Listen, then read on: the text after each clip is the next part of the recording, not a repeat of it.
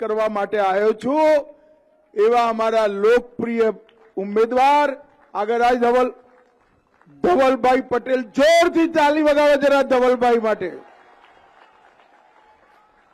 અને વલસાડની આ પવિત્ર ભૂમિ પર ઉપસ્થિત સૌ ભાઈઓ, બહેનો, માતાઓ અને મારા જીગરના ટુકડા જેવા યુવા મિત્રો, આપ સૌને નમસ્કાર. ભાઈઓ બહેનો, સૌથી પહેલા ઉનાઈ માતાના સ્થાનક સબરીધામ અને ભાવેશ્વર મંદિરને પ્રણામ કરી મારી વાતની શરૂઆત કરું છું. ભગવાન સ્વામિનારાયણ, સાંઈ બાબા મંદિર, ચંડિકા માતાજીને પણ પ્રણામ કરી મારી વાતની શરૂઆત કરું છું. આજે આ ભૂમિ પર આવ્યો છું ત્યારે ભગવાન બિરસા મુંડાને મનપૂર્વક સ્મરણ કરી મારી વાતની શરૂઆત કરવા માંગુ છું.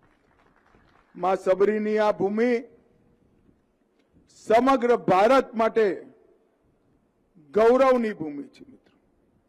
મિત્રો, આવનારી ચૂંટણીમાં 7મી તારીખે તમારે મતદાન કરવાનું છે.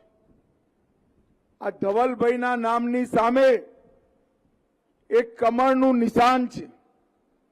કમળના નિશાન પર તમે બટન દબાવશો એટલે ધવલ તો MP બનશે જ, પણ સાથે સાથે આપણા નરેન્દ્રભાઈ પણ ત્રીજી વાર વડાપ્રધાન બનશે. ધવલભાઈને આપેલો એક વોટ સીધો નરેન્દ્રભાઈને વડાપ્રધાન બનાવવા માટે કામમાં આવવાનો છે. મને કહો વલસાડવાલા બધા ભાઈઓ બહેનો, નરેન્દ્રભાઈને ત્રીજી વાર વડાપ્રધાન બનાવવાના છે.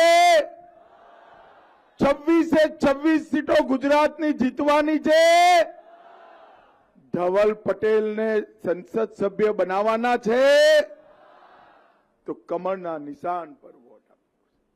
ભાઈઓ, આ ધવલ એક યુવા આદિવાસી કાર્યકર્તા છે. ભણેલો ગણેલો યુવાન છે. પ્રોફેશનલ કેરિયર હતી. કોમ્પ્યુટર એન્જિનિયર બન્યો. ભાજપાના કામમાં જોડાયા ધવલભાઈ. રાષ્ટ્રીય સ્તર પર અમારા IT સેલમાં કામ કરતા હતા.